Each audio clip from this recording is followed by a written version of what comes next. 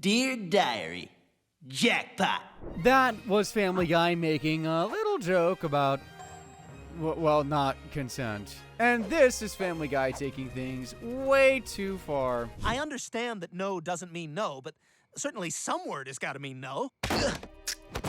This is one of your fantasies, right? Quagmire may be getting his comeuppance, but I don't think anyone deserves that. But Family Guy has made way more jokes about assault than just those, from one-off gags to full-on episodes centered around the topic. And I'm covering them all. So watch that offensiveness meter, because it's gonna start rising real quick by the end of this video, when I talk about one of Family Guy's worst jokes, if you could even call it that. Oh, and it goes without saying, by the way, but trigger warnings ahead pretty much everywhere. Now, let's start tame, please, with some of the edgy jokes they make, which admittedly still aren't safe in the court of public opinion. An infamous controversy occurred in the episode of The Simpsons Guy, all centered around one key joke. In this episode, we see the Griffins on a road trip, and they accidentally end up stuck in Springfield.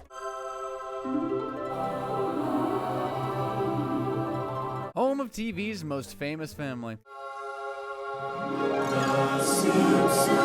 And the big issue occurs when Stewie and Bart decide to make some prank phone calls. Bart says fairly tame, something all the schoolyard kids would use. Yeah, I'm looking for a friend. Last name Keybum. First name Lee. Hey, guys, do I got a leaky bum? Classic prank. I've pulled this one several times myself. Speaking of which, I think my buddy Hugh is looking for you. That joke was all in good fun, but I can't say the same about Stewie's bit. Mo's Tavern. Hello, Mo. Your sister's being... Is that one?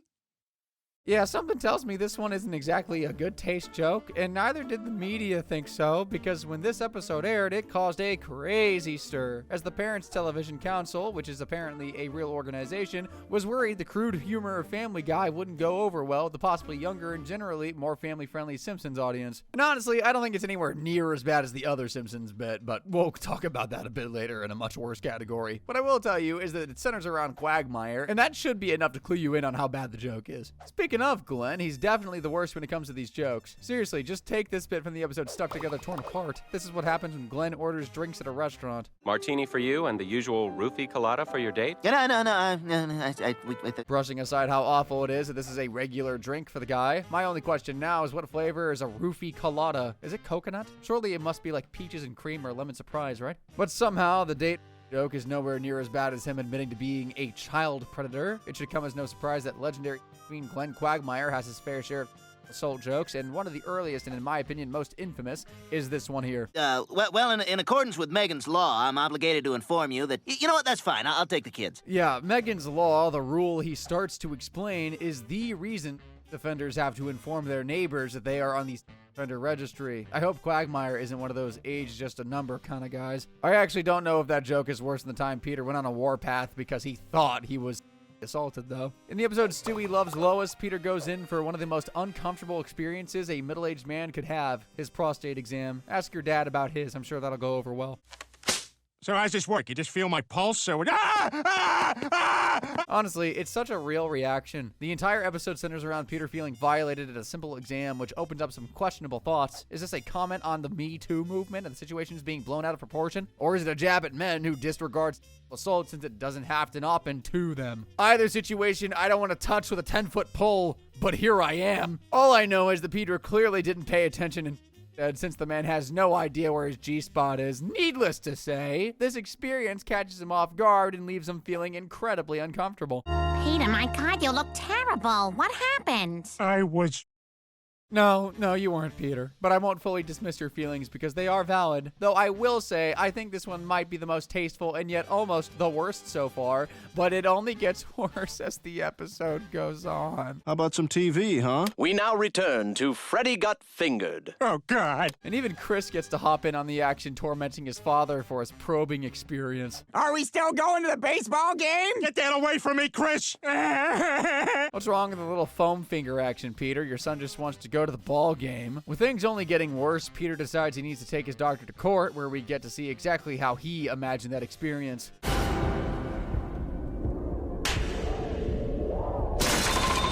Unfortunately for Peter, karma came for him as he begins to have prostate issues and can't get an examination done due to the problems he's caused, so he resorts to drastic measures. Deception. Here it is. So why don't you go ahead and open it up and reach on in there? This doesn't work out, but luckily the old Hippocratic Oath pulls through and his doctor does give him a checkup. All's well that ends well, as the case against him is dismissed until we get this little bombshell at the end of the episode. And to think I actually thought you...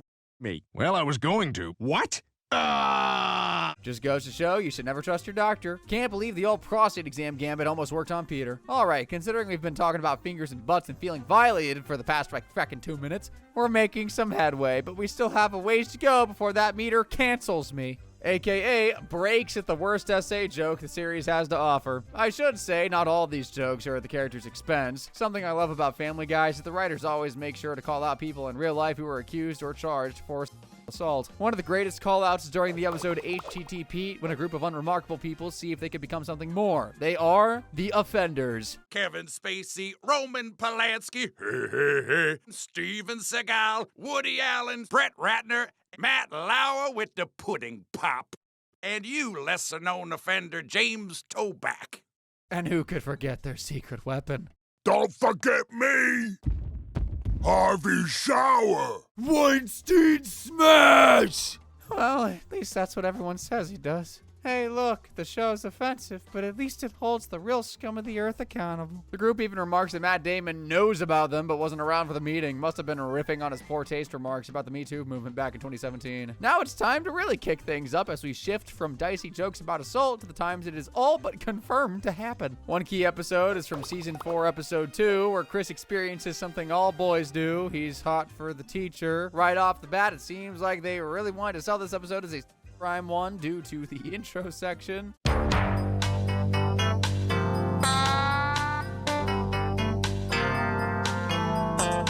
This is blatant parody of Law & Order, a show that has a big super focus on domestic violence, assault, and full-on. Naturally, of course, Family Guy would parody it. Lower, lower, lower on top of Old Smoky!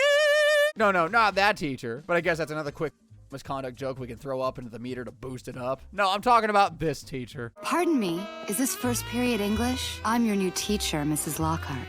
I get it, Chris. It's practically a rite of passage for an American high school boy to fall for someone like Miss Lockhart. I'm not surprised there's a whole episode about it. What I am surprised by is how much Miss Lockhart feeds into it. Most of you did well. What do you see here, Chris?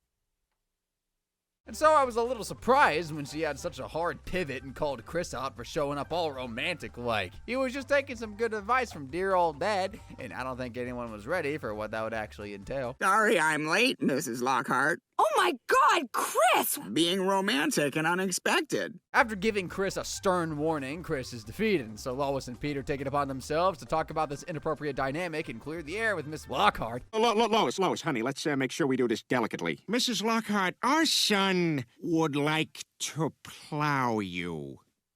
That's one way to put it, Peter. You've got such a way with words. I know what you're thinking. That doesn't sound like an essay type of episode. If anything, Chris is the one who's done anything like that so far. But trust me, it's going to turn up out of nowhere in a second because Miss Lockhart assumed Chris wanted her and promised she'd handle things exactly how they should be taken care of. That night, Chris hears a small chattering on his window as pebbles are tossed at it. So mysterious. Whoever could it be? Oh, well, of course, it's Miss Lockhart. An odd time to let Chris down easy, but I commend you for your dedication to your students. What are you going to tell them? It's not you, it's me? Or maybe the age gap is just too large? Why are you here? Because I couldn't stand to be away from you for another moment. I think I'm falling in love with you. Oh, no, that's not good. She's a... who's going to manipulate Chris? Classic hot teacher moment if I've ever seen one. Surely there's got to be a catch, though. She wouldn't just come on to Chris unless she actually needed something, right? I mean, come on. It's Chris we're talking about here. If we're going to be together, I need you to kill my husband. That'll do it. So, yeah, what started off as Chris exposing himself to his classmates and teacher has slowly become his teacher promising favors in exchange for murdering her husband. Honestly, it's not too bad of a deal for Chris. And so the next day, Chris heads on over to his lover's home, ready to do what is necessary to win her over. Up the stairs, second door on the left. Mrs. Lockhart, I don't think I can do this. Oh, never mind, I guess. Turns out Chris has a good conscience after all. Good on you, buddy. Not so good on the writers for making an episode entirely centered around creeps in schools. But let's get away from schools. We've got basketball courts to look at instead. Specifically, we're looking at Kobe Bryant, who the Family Guy staff just loved to poke fun at after his misconduct accusations in the early 2000s. The first time they really laid into the guy was in the episode Perfect Castaway, which aired back in 2005, and all of this was still a hot button issue. In it, we actually see Kobe in prison for his actions using a foolproof method of deception. We want the truth, Kobe. Did you her? Ooh. Did you see the way he spun that ball? Crazy. Wait, what was I talking about? Ah, darn you, Kobe! You got me with that one! Almost as bad as Family Guy got you on this casually throwaway jab in the Father, the Son, and the Holy Fawns. You know, when my father wants something, it's like with Kobe Bryant. Kick and scream all you want, but it's gonna happen. Shocker, that one also dropped in 2005. Family Guy is really going for a hat trick with these Kobe bits. Can they bring it on home? If we want to get... Dang, what a wonderful visual gag. That's a school shooter joke and soul joke packaged into one. What a bargain. Third time's the charm, though. A good final tribute to Kobe's tainted legacy. Wait, what's that? I mean, how do you think NBA players get all those chicks? They're all great cooks, except Kobe Bryant. His secret is different. A buzzer beater in the last minute. Slam dunked on. The season game. No question, both teams are competing at a high level. Ah, man, nothing like a dude getting brutally joked about after his death to really spice up the so joke offensiveness meter, patent pending. Let's shift into high gear and talk about all the actual on-screen moments of true SA. A lot of these episodes shift from raunchy comedy to seriously messed up, and I think they're just what we need to break that meter. I wonder which one will be the worst. Let's turn it up just a notch with an episode focused all around Peter dealing with workplace harassment. We saw him fake allegations of SA with a whole prostate exam mess, but in the episode of Peter Assment, he's actually the subject of some serious workplace issues. The part of the episode we're focusing on starts pretty standard. Peter goes to work without his glasses and apparently is seen as stunning by his boss. You're not wearing glasses. And I got busted. I'm wearing contacts. I can see your eyes, and they're beautiful. What a nice compliment, especially coming from a boss who is typically pretty dominant and mean. But unfortunately, it doesn't stay wholesome for very long. Oh no, I dropped my pencil. Oh, I'll get it for you. Yeah, this is gonna work out just fine.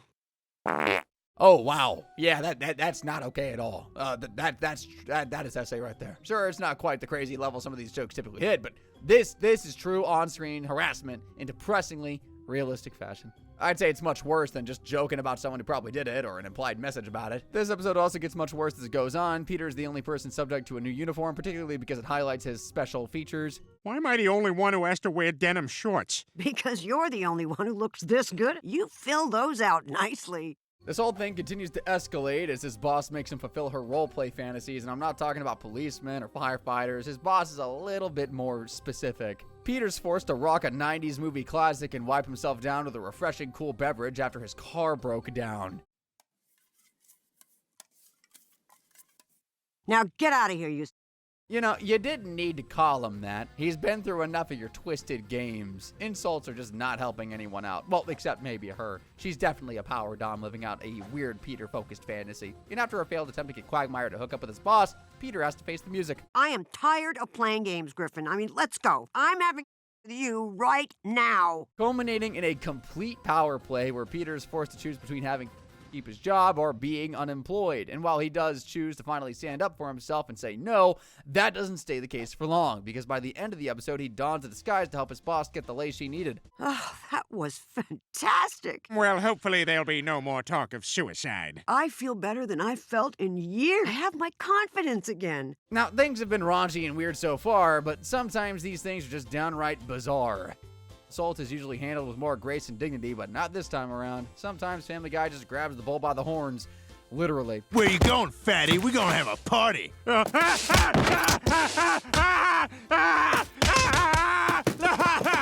Yeah, that bit was from Dial Meg for Murder. Peter wants to be a bull rider and learn the hard way why the kink community calls power tops bulls, but in his case, it got a bit more primal. I got a house on the Cape. Maybe you come visit. Maybe. Peter wasn't expecting his style to get tossed animal style, and I think that's just what that beater needed to really enter messed up territory. Speaking of which, I think it's finally time I talk about that other Simpsons moment from earlier. In the episode Moving Out, check out that little banner at the bottom advertising The Simpsons. Seems like a normal advertisement, right? Well, look who decides to drop in. A lot of time and energy to this relationship could grow into something much more significant. And if you could believe me, it only gets worse from there. The joke continues, taking things to the Simpson house itself, where the entire family walks in on Glenn and Marge in the act. Naturally, Quagmire does this in response. Get off my wife! Oh my god! Oh my god! You shot my homie! I'm calling the police! Yeah, he ends up killing the entire Simpsons family in cold blood, Maggie included. Is this even a joke? Obviously, you can't find this scene on Disney Plus anymore. But alright, as gross as that last joke was, this next one may make up for it. Because of the expense of Meg Griffin, Family Guy took a jab at the most powerful man in America, the old 45 Donald J. Trump. And how did they do it? Well, in the most Trump way possible. He grabs her by the, of your board game, and your beef products, and your fraudulent university, and... Oh my god! Oh, please. Every president since Washington has done this. Sorry, Meg. He's a handy guy from what I've heard. What I didn't expect is for them to continue running that joke with former presidents afterwards. Shockingly, it turns out Meg is just as bad as the rest of them, it seems. She's gotten herself into some of the worst assault moments in the series, and she's almost always the person committing them. One of the earliest examples is in the episode Barely Legal, where Meg simply just wants to find a date to the prom. I'm so fat and gross! I should just kill myself! Oh. Luckily, Brian is able to convince her to cut it out instead of herself and offers to take her to the prom. What he doesn't expect is the unforeseen consequences of his actions. It's easier if you just take a look. Hi, honey. What? I was thinking about our kiss. I never knew how flat and wide your tongue was. Yeah, it turns out Brian made a little mistake by kissing Meg, and in her hormonal teenage lust for a man, she fell in love with a dog. Now, he does the sensible thing and tries to apologize, talk her out of it, convince her that it's not real feelings, but that gets nowhere. In fact, I think it actually does the opposite, because after their chat, Meg goes to the extremes. Okay, man, that one had to hurt. Have you ever been hit upside the head with some dog food? It is not fun. Trust me. And unfortunately, that's not where it ends. Poor Brian goes from prom date to date in a matter of a couple of days. And let's face it, the last person we want to be on the other side of things is Meg. Look at this messed up stuff she does, man. We're gonna have fun tonight. Good, old, all-American fun. Surely that good old-fashioned American fun is going to be something like Yahtzee, right? Listen, Meg, I'm not gonna lie to you here. I'm a little uncomfortable. We're gonna be here for a while. Not in fact Yahtzee! Not even Scrabble! That's just full-on non-consensual followed by inappropriate groping and touching. And that's not all. Apparently Meg's salts can be used to kill evildoers. Ugh, your kiss is definitely not on my list. Oh, wow. Yeah, what do you know? Flashing dudes, which does count as salt, is apparently Meg's greatest weapon. You gotta feel bad. Like, she's so unattractive, she can kill a guy. I mean, it's kind of cool. Get this, though. Apparently, this episode is actually just chock full of bits about misconduct. Quagmire actually tries to help trade Meg because of an instance in his past where he was assaulted. Chicks rule. Anyway, that was the beginning of a long, abusive relationship. Okay, I gotta admit the punchline to this bit absolutely kills me. Quagmire goes, To this day, I can't have with a woman against her will without thinking about... I mean, straight up, that might be the most out-of-pocket thing I've ever heard coming out of that man. And while I want to switch back to Meg and focus on her worst instance of SA in just a minute, I realized there was an even grosser and more uncomfortable moment of assault in this very same episode. The writers are really on fire with this one, huh? Peter makes Brian actively uncomfortable by refusing to wear clothes as a subplot of the episode. He does it in his bedroom, then here in the shower. Ah! Oh, hey, Brian. Peter, what the hell? What? What's the matter? And Brian's just had about enough of it. Now, to be clear, this in and of itself is assault, but it gets way worse when Brian decides to take justice into his own paws. What the hell? Hey, you looking for me? What the hell is that? Do I have to comment on that? I really don't want to. Brian! Shockingly, it only gets worse when Brian decides to give Peter a taste of his own medicine. Ah, no! Why don't you rub my belly, pal? I'd react the exact same way as Peter, to be fair. I mean, seriously, this is actually kind of vile and really gets the point across better than most of these episodes do. You skin is so loose and wrinkly. Okay, I actually need to stop playing this episode or else I'm gonna have nightmares. Let's go back to Meg, huh? Well, her stuff might be worse. It's going to at least be way less grody. I think without question her most uncomfortable and vile form of essay comes in the episode Christmas is Coming, where Meg tries to replicate the magic of her first big O. Take the word organism and remove a few letters. Now that's definitely a weird thing for sure, but it gets truly messed up because she uses Stewie to make it happen. She just wanted to take Santa Claus for a little ride and needed Stewie to access his very grindable leg. Santa's no one to be scared of. He's kind, he loves unconditionally, and he makes everyone feel so. Poor Stewie's just sort of caught in the crossfire, holding on for dear life as his older sister, who has now mounted a mall Santa, takes it to the finish line. You look like Mom when she sits on the washing machine. What would you like for Christmas, little boy? Shut up, everyone! Shut up! Just shut up! You may be evil, Stewie, but you didn't deserve this. This is messed up on so many levels. Poor Stewie's just left traumatized from this interaction, and it does not get any better. Meg sets out to achieve this feeling, and to do that, she needs to keep bringing Stewie to the mall. Huh. Something's different. Meg, can you cut that out?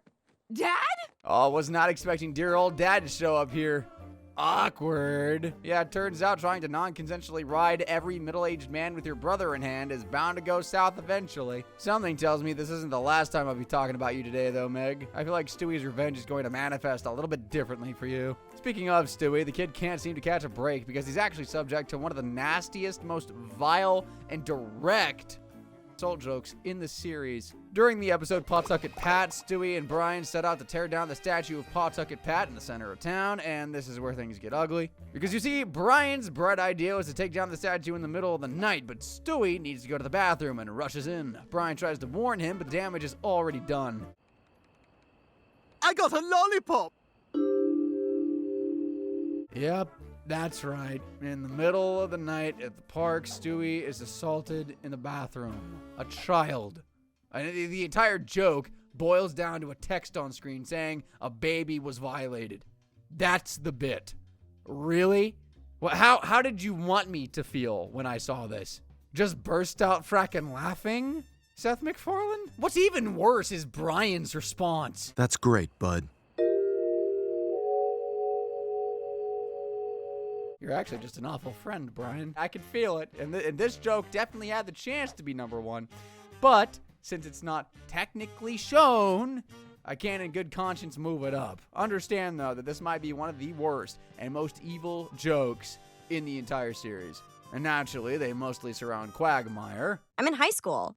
What the hell? You said you were 23! Yeah, and you said you love me. Yikes. But at least this one isn't played off as a joke. The man is straight up charged for statutory and goes to trial for it. He needed that, to be quite honest. He's been getting away with too many things for all sorts of years. Now, instead, I want to focus on a really weird joke that's made during his trial. Glenn goes up to the stand to make a case for himself and focuses on the fact that his mother was hyper, and so it was only natural that he turned out that way. What I expected was for him to say that she slept around a bunch or he found something at the age of 5. What I was not expecting was this. How do you feel? Really? Could you put him back so I can push him out again? I was born 9 times that day. I thought Stewie had it bad. This joke is pretty screwed up when you look at it objectively. Quagmire's mom was so turned on that she had the doctor forcibly put Glenn back inside of her 9 times. I mean, seriously, what messed up part of the brain does that come from? Quagmire was literally born straight into abuse. Frackin' disgusting. It only gets worse from here for poor old Glenn, because in the next episode, it's Quagmire's Quagmire. And if you've seen a lot of the videos on this channel, you know this episode very well. Everything starts off pretty tame, at least for Glenn's standards. Quagmire goes to the computer store to get his laptop fixed, since it's full of malware. Okay, I see what your problem is. Thank goodness that he met a store clerk just as frustrated as he is. Meet Sonia, the store clerk who has just the solution for Glenn's sticky situation. Personally, I'd recommend college Latinas. I want to see Latinas, but I also want them to Speak speak English. Yeah. Yes, exactly. These two are a match made in salt hell. They get into some absolute insane kinky stuff throughout this episode. A personal highlight being when he forces his old principal to watch him lay some pipe on the high school basketball court. Only problem is he's now completely senile. Yeah, you like this, Principal Goodrich? Huh? Forced non-consensual a little bit of an added boost there. It only gets worse when Sonya reveals her new fetish to Glenn. For the first time, we see Glenn get a taste of his own medicine. I want you to have with your father. Yep, and I'm gonna watch. Hi, Glenn. Poor man is forced into his own father. There's comeuppance, and then there's that. It only gets worse as Sonya brutalizes Glenn to get herself off even further. But there's nothing wrong with this. No way. Give me those.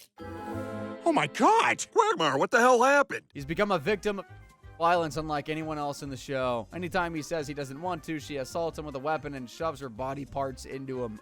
Oh, it's inappropriate, it's messed up, it's frankly not funny, but maybe that's the point. All right, well, that's enough of that. I'll cut that one off before she pulls out even more weapons and messes the poor guy up. Quagmire, you're a bad man who's done a lot of bad things to a lot of people. I hope that one sits with you for a long while. And now we finally made it. The meter's practically boiling over at this point. It just needs the worst of the worst to finally make it go over the edge. Just a joke that captures the very essence of bad humor. And I found just the one. It's time to talk about the episode, The Manchurian Candidate.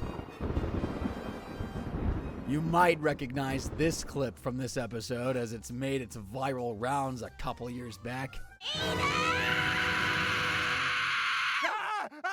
That ear-piercing scream will always live rent-free inside my head. Now let me break down what's actually happening here because it's actually not the joke I'm talking about, but the context is needed for what happens a bit later. In this episode, Lois trains Peter through hypnotism to satisfy her. To do so, he needs to hear this catchy jingle. And from now on, whenever you hear the words It's the jingle for the entertainment news show Extra, and it's sort of a sleeper word to get Peter to let his tongue do just everything that she wants it to do. But this occurs anytime he hears the song, and happens to any woman he is near. So that viral clip is actually coming from later in the episode when Peter is bringing dinner up to Lois's mom, who just so happens to be watching Extra.